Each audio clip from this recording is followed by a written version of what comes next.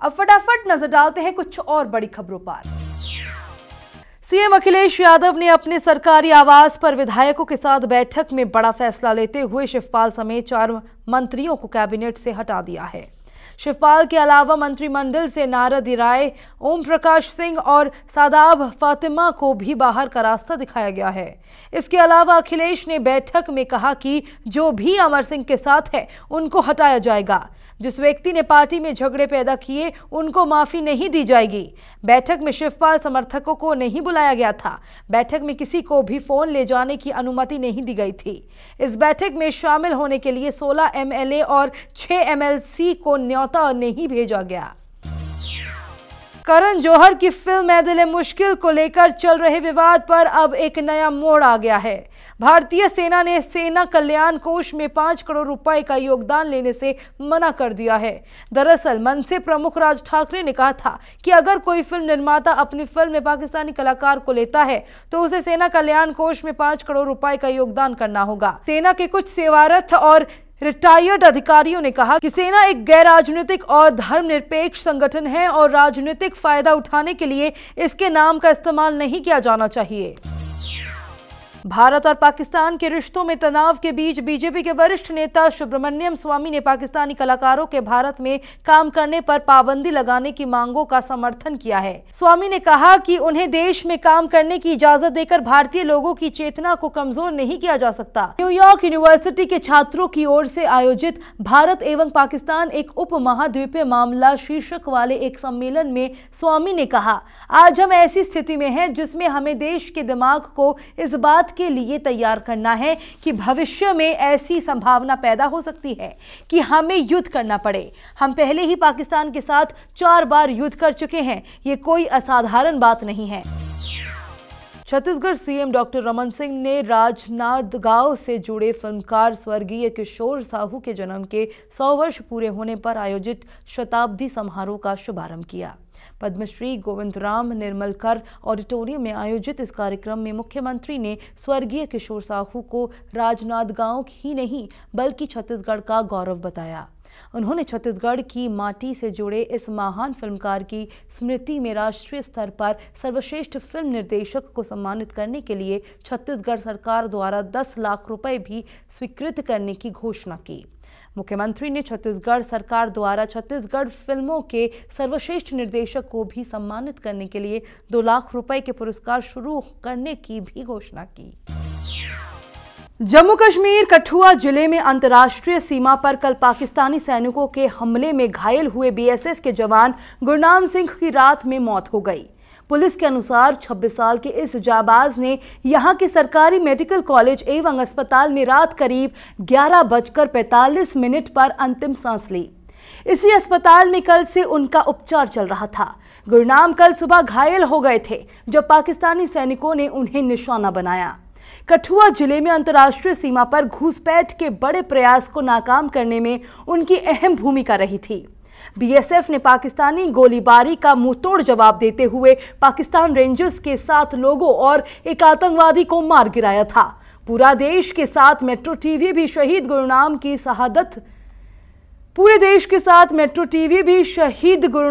शहादत को सलाम करता है। प्रधानमंत्री मोदी ने आईडीएस के तहत 30 सितंबर की समय सीमा के भीतर काले धन की घोषणा करने में नाकाम रहने वाले लोगों के खिलाफ सर्जिकल स्ट्राइक के संकेत दिए हैं। वडोदरा में एक सार्वजनिक कार्यक्रम के दौरान पीएम मोदी ने कहा, आईडीएस के तहत 65,000 करोड़ रुपए से अधिक की बेहिसाब संपत्ति की घोषणा हुई है, वो भी बिना किसी सर्जिकल स्ट्राइक के। सोचिए, अगर हम सर्जिकल स्ट्राइक करें तो क्या होगा। साथ ही पीएम मोदी ने वडोदरा हवाई अड्डे पर eco friendly integrated terminal building का उद्घाटन किया। इस दौरान पीएम ने रेलवे की कायाकल्प के लिए रेलवे यूनिवर्सिटी बनाने का ऐलान किया। प्रधानमंत्री कार्यालय ने इस दिवाली पर सुरक्षा बलों के जवानों के लिए एक स्पेशल कैंपेन शुरू किया है। संदेश टू सोल्जर्स के नाम से शुरू हुए इस कैंपेन के जरिए दिवाली पर सैनिकों को शुभकामनाएं भेजने के लिए लोगों से अपील की। इससे सुरक्षा बलों और आम लोगों में इंटरेक्शन बढ़ेगा।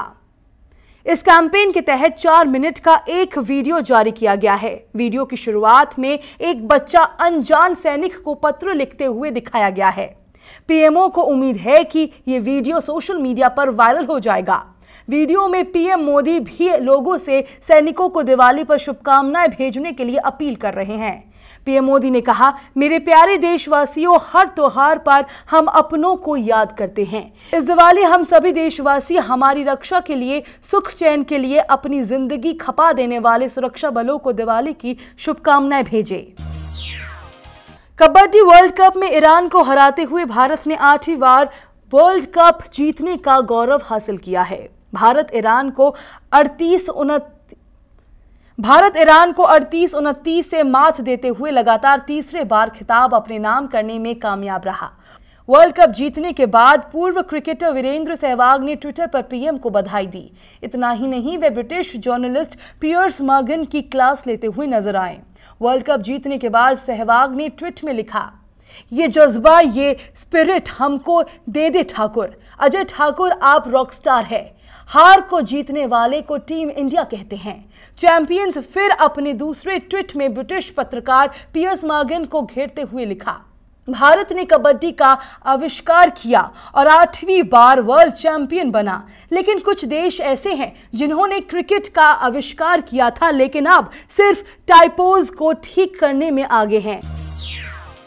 अमेरिका ने आतंकवाद को लेकर एक बार फिर पाकिस्तान को चेताया है। अमेरिका ने कड़े शब्दों में कहा है कि पाकिस्तान की खुफिया एजेंसी आईएसआई सभी आतंकी संगठनों के खिलाफ कार्रवाई नहीं कर रही है और अगर जरूरत पड़ी तो वो अकेले इन आतंकी नेटवर्कों के खिलाफ कार्रवाई करने में नहीं झिझकेगा। अमेरिका के acting under secretary Adam Szubin ने कहा, समस्या ये है कि पाकिस्तानी सरकार के अंदर कुछ फोर्सेस है, खासतौर पर पाकिस्तान की इंटर सर्विस इंटेलिजेंस, जो पाकिस्तान में सभी आतंकी संगठनों के खिलाफ एक जैसी कार्रवाई नहीं करती। दिल्ली में बर्ड फ्लू का खतरा अभी खत्म नहीं हुआ है। शनिवार को राजधानी में बर्ड फ्लू का कोई नया मामला सामने नहीं आया, लेकिन दिल्ली जू और डियर पार्क को आज भी बंद रखा गया। डियर पार्क के पास रहने वालों के मन में बर्ड फ्लू का डर ऐसा बैठा है कि वो ना तो खुद वहां जा रहे हैं और ना ही परिवार के दूसरे लोगों को जाने दे रहे हैं। दिल्ली जू में तो हालात और खराब है। वायरस के कारण पक्षियों की मौतें हो रही हैं। वायरस के कारण पक्षियों की मौतें यही हुई हैं। लेकिन शनिवार को जू अथॉरिटी ने पत्रकारों को जू का दौरा करवाया और भरोसा दिलाया कि घबराने की जरूरत नहीं है। हालांकि ये भी साफ किया कि फिलहाल जू को बंद रखा जाएगा। आम आदमी पार्टी के संगठन को गुजरात में मजबूत बनाने के मकसद से शनिवार को मुख्यमंत्री अरविंद केजरीवाल के आवास पर वॉलंटियर्स की एक बैठक आयोजित की गई। इस दौरान सीएम ने गुजरात के आए सैकड़ों वॉलंटियर्स को क्लास दी। मीटिंग में सीएम केजरीवाल, उप मुख्यमंत्री मनीष सिसोदिया समेत तमाम मंत्री, गुजरात के प्रभारी और विधायक गुलाम सिंह मटियाला ने कार्यकर्ताओं को संबोधित किया। सूत्रों के मुताबिक सीएम केजरीवाल ने वॉलंटियर से कहा कि पार्टी को बूथ लेवल तक मजबूत करना है। साथ ही कहा कि इस बार गुजरात की जनता बीजेपी को सबक सिखाएगी। उद्योगपति रतन टाटा ने देश में कथित रूप से बढ़ रही असहिष्णुता पर चिंता व्यक्त करते हुए कहा, असहिष्णुता एक अभिशाप है जिसे हम पिछले कुछ दिनों से देख रहे हैं। शुक्रवार देर रात ग्वालियर में टाटा ने कहा, मैं सोचता हूं कि हर व्यक्ति जानता है कि असहिष्णुता कहां से आ रही है, ये क्या है। देश के हजारों लाखों लोगों में से हर कोई असहिष्णुता से मुक्त देश चाहता है। इससे पहले टाटा ने सिंधिया स्कूल के 119वें स्थापना दिवस समारोह को संबोधित करते हुए लोकसभा में कांग्रेस के मुख्य सचेतक ज्योतिरादित्य सिंधिया के असहिष्णुता के बारे में व्यक्त किए गए विचार का समर्थन किया। उन्होंने कहा, सिंधिया ने असहिष्णुता के बारे में अपने विचार रखे। ये एक अभिशाप है जिसे हम आजकल देख रहे हैं। एयर इंडिया ने अपने विमान को पिछले हफ्ते दिल्ली से सैन फ्रांसिस्को प्रशांत महासागर के रास्ते भेजकर वर्ल्ड रिकॉर्ड बना लिया है, जबकि आमतौर पर इसे अटलांटिक महासागर के रास्ते भेजा जाता है। बीते अगस्त में परिचालन के नियमों के किए गए बदलावों के बाद इस रास्ते से गुजरने की अनुमति दी गई है। प्रशांत महासागर का रास्ता अटलांटिक महासागर के रास्ते से करीब 1400 किलोमीटर लंबा है और एयर इंडिया के विमान ने 14.5 घंटे में 15,300 किलोमीटर का सफर तय किया। विमान ने 2 घंटे कम समय में ही इस यात्रा को पूरा कर दिया। ये विमान लगातार 7.5 घंटे तक समुद्र के ऊपर उड़ता रहा। प्रसिद्ध रंगकर्मी और क्लासिकल डांसर अश्विनी एकबोटे की शनिवार को स्टेज परफॉर्मेंस के दौरान मौत हो गई। वो पुणे के प्रसिद्ध भारत नाट्य मंदिर में परफॉर्मेंस दे रही थी। इसी दौरान वो स्टेज पर गिर गई। उन्हें तुरंत अस्पताल पहुंचाया गया, जहां डॉक्टरों ने उन्हें मृत घोषित तक दिया। 44 साल की अश्विनी एकबोट ने कई तरह के स्टेज नाटकों में काम किया है। उन्होंने मराठी नाटकों के अलावा मराठी चैनल पर कुछ शोज भी किए हैं। अश्विनी अपने पीछे पति और एक बेटा छोड़ गई है। बेटे की उम्र 20 साल है। उनके पति प्रमोद एकबोटे पुणे फायर ब्रिगेड के वायरलेस डिपार्टमेंट में सीनियर रेडियो टेक्नीशियन है। अश्विनी के बेटे शुभांकर एक बेटा भी अभिनय के क्षेत्र में सक्रिय है। खबरों के सफर में फिलहाल इतना ही। देश और दुनिया की पल पल की खबरों के लिए जुड़े रहिए मेट्रो टीवी के साथ। नमस्कार।